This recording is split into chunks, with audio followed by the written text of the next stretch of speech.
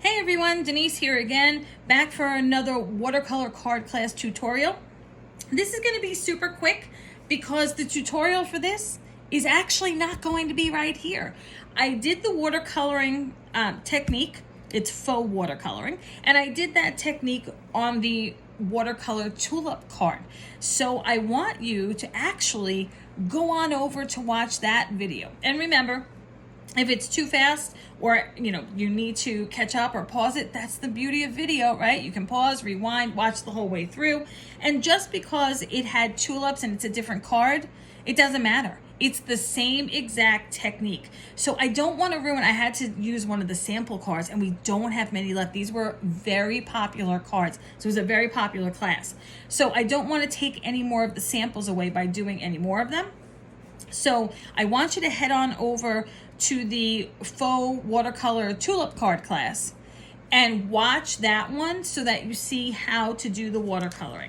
So once you've done that, you can come on back and then pick up here. Note the time where you left so you can come back and pick this up again. I'm going to wait just a second so that you have the pause. Excuse me while I cough. Okay, and now we're going to go through the kit. So this is the card we're going to be making today. I never say the name of these flowers right. I always say like anemone, and they're not right. But they're beautiful, even if I can't say it. So as you may know, if you've watched other videos, I never know if it's right side up or upside down for you. So I put it both ways just in case. And once again, apologies for the glare and the shadows. Nothing I can really do about it. So I used mowed lawn, squeezed lemonade, picked raspberry, and I think I used tumbled glass on this, but it could have been salty ocean.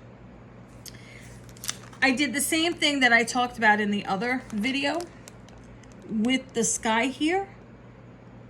I just did the same kind of strokes and it ended up looking like wispy clouds, and that was just a complete freak. Like, it just happened. I didn't plan it that way. So again, when you do, it's watercoloring. It's not supposed to be specific and exact. It's supposed to be flowy and more impressionistic than realist. So now that you have colored this, because you're going to go off and color this. Now, if you, and again, I use distress oxides just like I did in the tutorial with the tulip card. You use any colors you want. Use any colors you have. Any water reactive inks are fine. The ones that I told you are just the ones that I used if you want to recreate this card like this.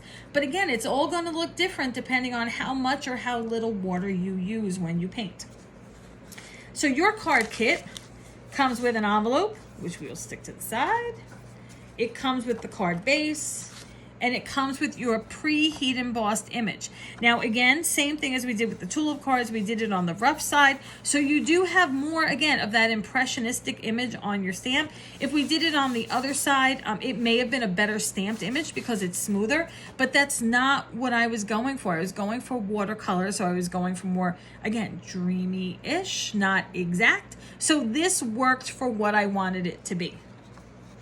Once you have finished this is so simple, right? Take a pair of scissors, cut it out. Now, you can use a trimmer if you want. If you can see on mine, I did leave a little border of white around it. You do what works best for you.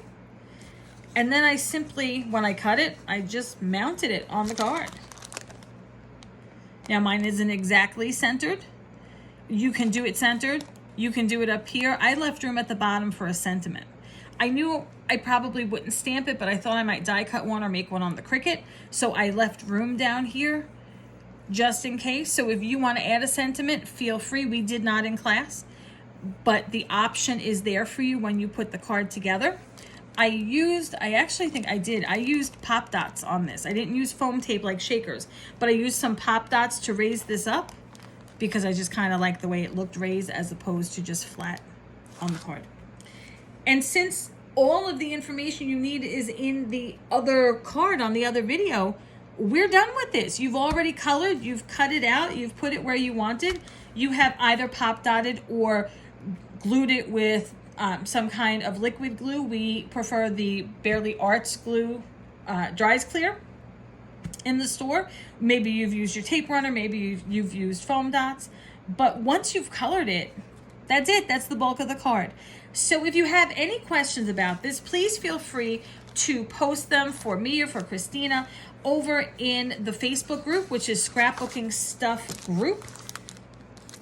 If you need any of the supplies used in the class, or you want to look for other kits that involve this technique, head on over to licraftstop.com. Licraftstop is one word for that address. If you like the video, you like the technique, you did the card, please go ahead and give it a like. If you click the bell, you'll know when we put up more videos. And if you click the subscribe button, you'll know everything. So go ahead and do all of those things. And again, if you have any questions, I don't monitor the comments on the YouTube channel, but I can see them on the Facebook page. So go ahead and post them there. Thanks for taking this class. I hope you loved this card as much as I do and you relaxed while coloring. That was the best part of this card for me. We hope to see you in the store again. Thanks for taking the class. And if you didn't take the class, thanks for watching. Show us what you did with your stuff at home. Go ahead and post it in the group. See you next time, everyone.